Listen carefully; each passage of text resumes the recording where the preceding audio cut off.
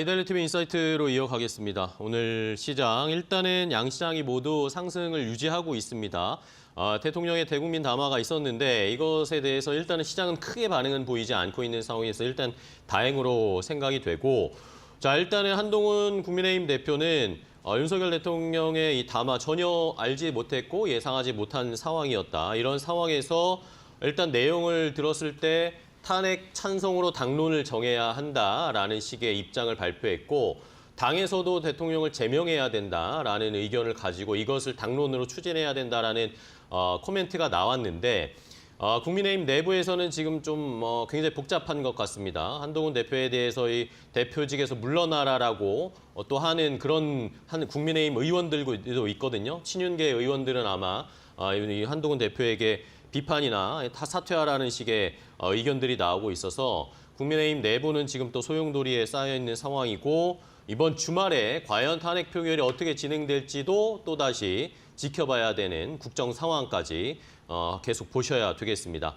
자, 이런 상황에서 중국 쪽의 출발 상황도 좀 보겠습니다. 중국 시장은 어제 중국 상해 종합지수는 강보합권 수준에서 출발했는데 지금은 오늘은 약보합권 수준으로 출발하는 모습이고, 홍콩 항생지수도 어제는 0.77% 하락 마감했습니다. 오히려 홍콩은. 그런데 오늘은 홍콩 항생지수는 어제의 하락을 좀 만회하는 0.3% 가까운 반등세를 나타내고 있어서 홍콩과 중국 상해 종합지수가 출발은 일단 좀 엇갈린 상황입니다. 계속해서 중국 시장도 살펴보도록 하겠습니다. 자, 이렇게 중국 시장의 출발 상황 봤는데 최근에 또 중국에 대한 이야기들이 많이 나오고 있습니다. 이번 주에 중국 쪽에서의 이 경기 부양책에 대한 기대감들 때문에 우리 시장에서 중국 관련 소비주들이 많이 올라왔잖아요. 이러면서 앞으로 올 한 해 동안, 내년 한 해 동안 이 중국 시장이 좀 반등할 수 있지 않을까라는 기대감 가지시는 분들 많이 계실 텐데, 자, 그런 의미에서 오늘은 중국 쪽 이야기를 조금 더 자세하게 다뤄보도록 하겠습니다. 오늘 이철 박사님과 함께 중국 쪽의 앞으로의 경제 상황 한번 분석해 보겠습니다. 안녕하세요, 박사님. 네, 안녕하세요. 네, 처음 뵙겠습니다. 네, 잘 부탁드리겠습니다. 저야말로. 네. 예. 중국 쪽에 대한 요즘 시청자분들의 관심이 많은 상황이기 때문에 한번 짚고 넘어가야 할 것 같습니다. 우리 시장도 어려운 상황이고, 네. 미국도 이제 트럼프 행정부가 다가오고 있는 상황이고, 중국도 근데 시장이 어렵다. 여러 가지 복합적인 상황, 저희가 어떤 스탠스를 잡아야 될지가 정말 어려운 것 같아요. 이런 상황에서 일단 이번 주에는 중국의 중앙경제공작회의 아마 진행되고 있는 것으로 확인이 되고 있는데, 자, 여기에서 지금 경기부양책 이야기들이 막 나오고 있습니다. 이 중앙경제공작회의에서 어떤 내용들을 다룰 것인지, 이게 여기에서 또 어떤 부양책들이 나올 것인지 시청자분들이 일단 많이 궁금해하십니다. 네, 지금 완전히 공식적으로 발표된 내용은 없습니다. 없었죠, 아직. 예, 일단 발표된 것은 주로 금융 완화, 통화 완화 네. 이런 것이고요.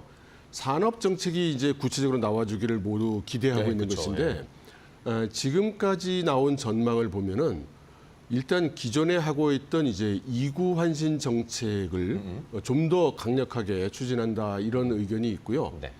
그리고 이제 농촌과 도시, 도시화 정책에서 본격적으로 농촌 및 그 도시, 특히 지방 도시 중심으로 투자할 것이다. 이제 이런 이야기가 이제 전망이 되고 있습니다. 네. 아무래도 그 중국 정부가 이제 예산 적자율도 좀 올리고, 그리고 이제 채권도 과거 평균 한 10조 위안 정도 발행하던 채권을 내년엔 한 15조 위안 정도로 더 발행을 해서 시장에 많은 이제 그 규모로 통화를 이제 풀 예정이라서, 그래서 아마 이제 다들 그 기대감을 크게 가지는 것 같습니다. 네. 자, 내년에는 어쨌든 지준율 인하라든지 금리 인하 두세 차례 더 있지 않을까, 그런 기대들도 하고 있고, 말씀해 주신 것처럼 재정 적자 목표를 이걸 더 늘리겠다. 어쨌든 돈을 많이 풀어서 재정이랑 또 금융 정책을 한꺼번에 펴겠다라는 내용들이 나올 것으로 보이는데, 어쨌든 중앙경제공작회의에서는 약간 두루뭉술한 내용이 나올 거고, 결국에 이게 내년에 본격적인 구체적인 안이 나오겠죠? 전인대나 이런 데에서. 그렇죠. 매년 이제 한 3월경에 양회가 열리게 되는데, 네네. 그 양회 중에 하나인 전인대에서 최종적으로 정책에 대한 이제 그 동의, 결의를 하게 돼 있으니까요. 네네. 그때까지는 무조건 구체적인 정책이 나와야 되죠. 그리고 그 베이징에서 전국 양회가 열리기 전에 네. 한 2달 전부터 지방 양회가 시작하기 때문에 현실적으로는 이미 어느 정도 정책은 결정돼 있고 거기에 대한 수기와 프로세스가 이제 내년 초부터 진행된다고 보면 될 것 같습니다. 아, 그렇네요. 이제 총 전인대 말고 양회 말고 지역별로 이제 하는 양회에서도 그런 구체적인 안들을 저희가 확인을 할 수가 있겠네요. 내년 네. 초부터는. 소문이 많이 나올 겁니다. 그렇겠죠. 그러면은 또 이제 시장에서 어느 정도 이런 이슈나 이 기대감이 더 커질 수 있을 것 같은데, 자, 그렇다면 어쨌든 중국이 내년에는 이렇게 경기 부양을 하고 내수를 살리기 위한 여러 가지 조치를 하겠다. 미리 사인을 막 보내고 있는 것 같은데, 그러면 저는 이런 게 궁금한 게 실제로 그러면 중국 내부에 지금 내수라든지 경제 상황이 그렇게까지 안 좋은 건가라는 생각이 또 반대급부적으로 들더라고요. 부동산 이야기는 뭐 예전부터 많이 나왔었고, 네네. 아니면 또 이 중국 내부에서도 뭐 싼 제품이나 상품들 많이 찍어내고 판매도 많이 되고 있는데 그럼에도 불구하고 경기가 안 좋다라는 그런 평가들이 나오더라고요. 네. 지금 중국의 산업 구조를 보면 네네. 실제로 업스트림, 그러니까 상류에 해당되는 그런 중공업이라든가 네네. 기간 산업 같은 거는 약간 호전되는 듯한 신호도 있는 게 사실입니다. 그렇지만 우리가 지금 보는 그러니까 자영업자라든가 소기업이라든가 수출 기업이라든가 이런 데는 지금 형편없이 지금 상황이 안 좋고요. 그래요? 그리고 과거에는 중국이 경제 상황이 안 좋으면 그 인정을 잘 안 했거든요. 공식적으로는. 네, 그쵸. 근데 최근에는 이거 뭐 공식적으로 다 인정하고 너나 할 것 없이 인정하는 그런 분위기입니다. 그러니까요. 이러면서 어제도 얼마 전에도 뭐 지금 경제 위기 상황이다, 비상 상황이다라는 인식으로 내년에 경기 부양책들을 준비한다 그런 코멘트들도 나오는 걸 보면 실제로 내수가 굉장히 힘든 것으로 보이는데. 자, 그렇다면은 뭐 우리나라에서도 한때는 뭐 알리, 테무, 쉬인 이런 것들이 더 밀고 들어오면서 우리 내수까지 피해 입는 거 아닌가 그런 이야기들도 많이 나왔었는데 그건 또 약간 주춤한 것 같다는 느낌도 듭니다. 예, 우리나라에서는 좀 주춤하는 것 같죠. 네. 그런데 전 세계 시장을 놓고 보면 이 알리나 테무가 약진이 아주 눈부십니다. 아, 그래요? 예, 금년 한 해 동안 그 성장률을 보면 작년, 금년에서 모두 30% 넘고요. 그래서 중국 정부도 아주 적극적으로 지원하고 있습니다. 그렇군요. 자, 그러면서 또 이 중국의 내부의 산업 이야기 하게 되면 또 전기차 이야기를 안 할 수가 없는데 전기차나 배터리나 이런 쪽의 이야기도 어쨌든 근데 또 중국 전기차가 중국 내부에서는 또 경쟁이 굉장히 심하게 펼쳐지면서 자체적으로 퀄리티를 높이고 있고 네네. 또 배터리도 또 소비가 많이 되고 있고 네. 수출도 이제 중국 전기차들이 수출도 많이 되고 있는 상황이어서 전기차 업계 쪽은 그래도 조금 괜찮지 않나요? 네, 전기차 업체는 잘 되고 있습니다. 그런데 이것도 아까 말씀하신 것처럼 이 경쟁에 승리하고 있는 몇 개 회사에 과실이 집중되고 있는 거고요. 아, 이게 편차가 있군요. 네, 대다수 전기 자동차 회사들은 이제 도태되고 있는 중이죠. 아, 그렇군요. 자, 우리가 알고 있는 뭐 대부분의 유명한 전기차들, 뭐 비아디나 뭐 이런 쪽으로만 좀 집중되고 있는 거고 결국에는 경쟁으로 이제 옥석 가리기가 되고 있다라고 볼 수 있겠네요. 자, 어쨌든 이렇게 중국 쪽에서의 쉽지 않은 상황. 그러면 이제 자연스럽게 생각되는 건 경기가 중국 내부에서는 안 좋다. 중국의 일반적인 사업하는 분들이나 일반 사람들은 어려움을 느끼고 있는데 그러면 이 경기 부양책을 준비하는 것, 내년에 펼치려는 경기 부양책들이 실제로 효과가 있을 것인가? 이런 중국의 우려, 전 세계의 중국의 소비가 안 좋다, 경기가 안 좋다는 우려를 뭔가 좀 바꿀 수 있을까요? 지금 그 발표된 내용을 보면 네. 그러니까 경제공작회의 이전에 있었던 정치국 회의에서 발표된 걸 보면 아주 명확하게 그 내수 진작을 하겠다, 소비 진작을 하겠다 이렇게 이야기하고 있고 또 표현을 어떻게 했냐면 그 역주기 통제도 하겠다 이렇게 얘기했는데 이게 우리는 안 쓰는 말인데요. 네네, 이게 무슨 의미죠? 그러니까 정상적으로 경기 사이클에 따라서 거기에 맞춰서 중장기적인 정책을 피는 게 기존의 이제 중국의 정책 기조인데 네네. 그렇게 하지 않고 설령 그런 중장기 사이클로 봤을 때는 맞지 않는다 하더라도 단기적으로 필요하다면 그에 필요한 조치를 하겠다. 이렇게 명확하게 얘기를 한 건데요. 제가 기억하는 한 적어도 21세기 들어와서는 처음 나온 발언입니다. 네.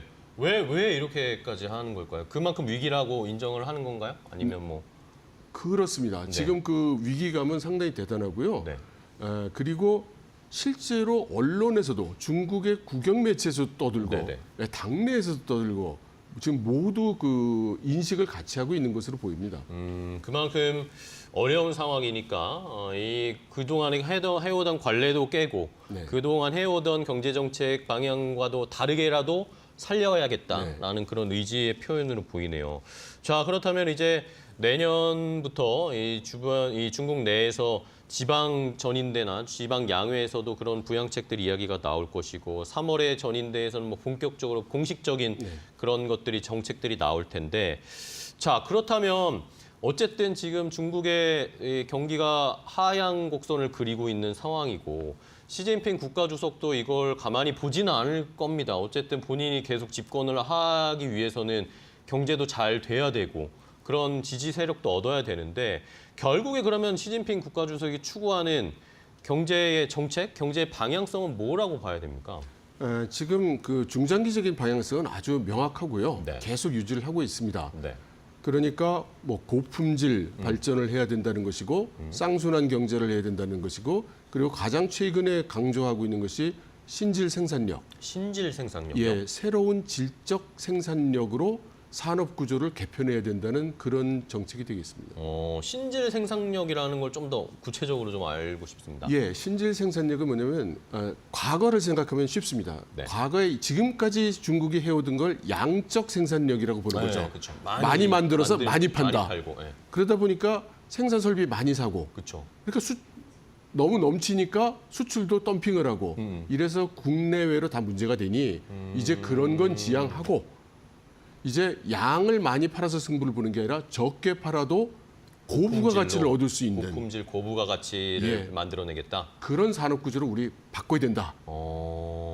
근데 이게 실제로 잘 이행이 되고 있나요? 어떻게 보세요, 박사님은? 그래서 말은 쉬운데 그쵸? 그게 가능한 예. 얘기냐? 시간이 걸리기도 할 거고. 예.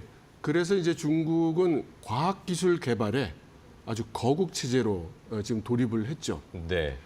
그래서 지금 지적하신 것처럼 그런데 과연 성과가 나오겠느냐에 대해서는 의문이 상당히 많은 게 사실이고 그런데 조금씩 이제 그 성과가 나오기 시작하고 있고 또 사실 따져보면 내년이 네. 다음 5년간 중국 지도부를 또 선보이는 네. 그런 타이밍이기도 하기 때문에 뭔가 보장 없이 뭔가 깔아놓은 판 없이 그렇게 이야기하지는 않았을 거라는 그런 추측들도 많습니다. 자, 그러면은 신질 생산력이라는 개념을 가지고 이제 싸게 만들고 싸게 많이 파는 그런 방향이 아니라 고품질, 고부가가치의 산업을 육성해서 그런 것들로 경제를 유지하겠다, 발전시키겠다라는 건데 지금 어떻게 보면 그거의 과도기인 상황에서 중국이 위험을 겪고 있다라고 볼 수 있을까요? 네, 그렇습니다. 자, 그렇다면 또 연결되는 건 그럼 전기차를 지금 중국 내에서 생산을 많이 하고 많은 기업들이 경쟁을 하는 것도 어떻게 보면 신질 생산력의 방향성으로 가면서 이런 모습들이 나타나는 거라고 보세요? 네, 그렇게 볼 수 있고요. 그러니까 지금 그 세계적으로 문제가 많이 되고 있는 뭐 철강이라든가 네. 화학이라든가 이런 것은 중국 정부 입장에서 볼 때 이제 과거 산업입니다. 그렇죠. 도태시켜야 되는 산업이고 지금 문제가 되고 있는 전기 자동차라든가 배터리라든가 이제 태양광처럼 소위 신삼양이라고 부르는 요것들이 중국 정부 정책 시각에서는 현재 산업입니다. 그리고 말씀하시고 계신 그 신질 생산력이 네. 이제 미래 산업이 되죠. 그렇죠. 그러면 현재 산업에 해당되는 전기 자동차, 네. 이건 절대 포기할 수 없는 거죠. 이게 당분간은 먹거리 역할을 충분히 해줘야 되니까요. 그렇군요. 자, 그렇다면 어쨌든 뭐 중국의 전기차는 우리나라 시장에는 아직 들어오지는 않았지만 뭐 해외나 미국이나 유럽 쪽에 뭐 특히 수출이 많이 되고 있는 상황이고 해외에서 또 보시는 분들은 중국 전기차는 생각보다 나쁘지 않다라는 그런 의견들도 많이 나오고 있는 걸 보면 어느 정도 이 신질 생산력의 방향성으로 가고 있는 것으로 보이는데 또 중요한 건 결국 우리나라는 반도체가 중요하잖아요. 네네. 반도체에서도 그럼 이런 정책을 펴고 있는 거라고 볼 수 있는지 궁금합니다. 왜냐하면 어쨌든 메모리는 많이 따라오고 있는 상황이기 때문에 네. 반도체도 중국이 이런 방향성으로 가고 있다고 보세요? 물론이죠. 중국 지도부 입장에서는 반도체는 거의 국가의 다음 운명을 결정할 정도의 기술로 보고 있고 네. 그래서 그 내부에서 전략핵과 똑같은 우선순위를 이 반도체 개발에 이제 부여를 했다고 전략핵 하거든요. 수준으로? 네. 네. 그래서 이 반도체는 중국이 그야말로 구군을 걸고 투자하고 개발해 나가는 그런 기술이고 그런 산업이라고 할 수 있습니다.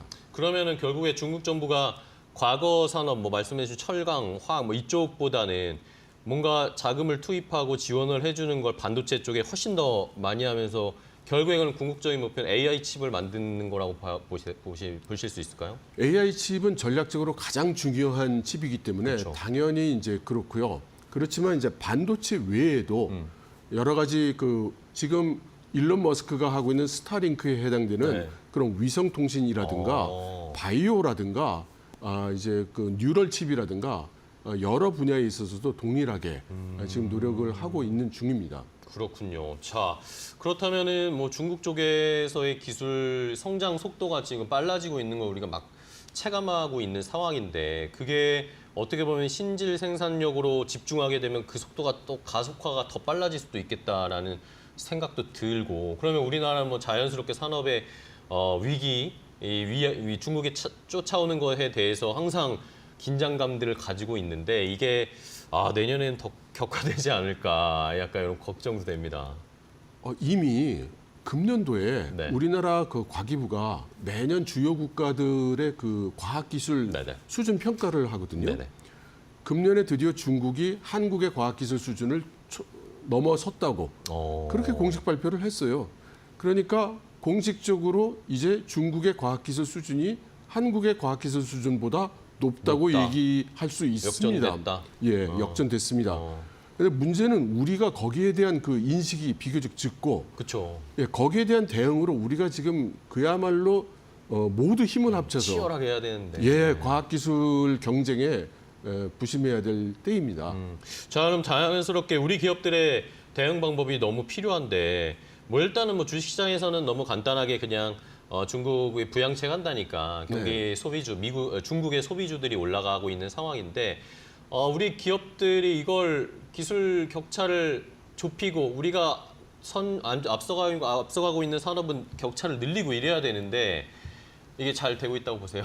저는 전혀 잘 되고 있지 않은 것 같습니다. 네. 그리고 지금 앞으로는 더 나빠질 것 같아요. 말씀하신 대로 중국이 이렇게 국가적으로 기술 투자를 많이 하고 있는데 네네.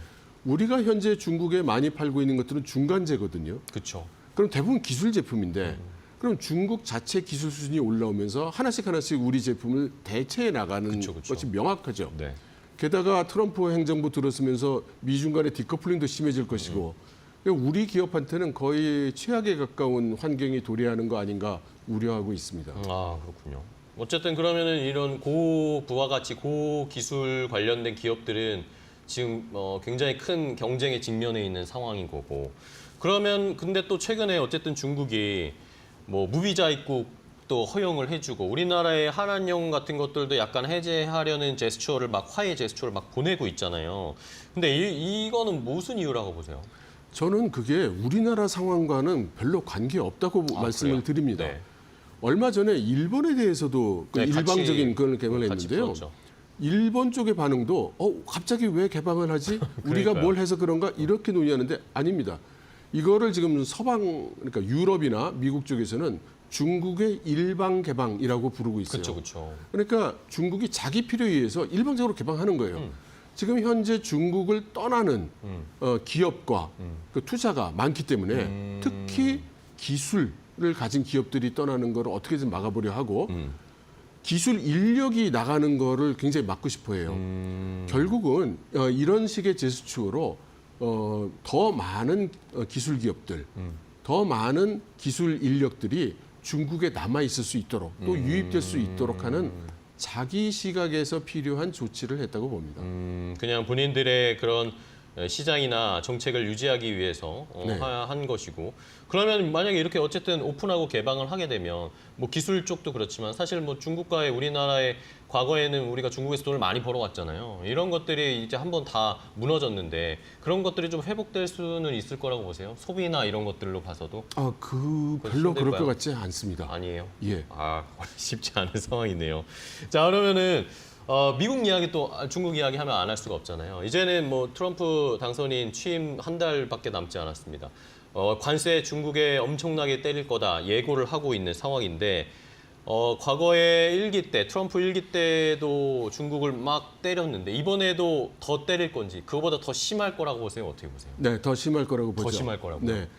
그리고 지금 트럼프가 60% 관세 얘기를 하니까 모두들 경악하고 있지만 사실은 그 바이든 행정부에서도 지속적으로 그 중국을 때려온 것이고 네. 중국 정부는 그 이후 첫 번째 무역 전쟁 이후 철저하게 나름대로 준비를 해오고 있었어요. 그리고 이제는 거의 미국에 대한 반격할 수 있는 그런 조치들까지 준비를 해놨으니까 정말 대단한 싸움이 될 걸로 봅니다. 자, 그러면은 어쨌든 미국은 트럼프 당선인이 관세를 계속 때리면서 뭔가 협상을 하고 얻어내려는 카드를 보일 텐데 중국 쪽에서는 그럼 어떤 대비를 하고 있습니까?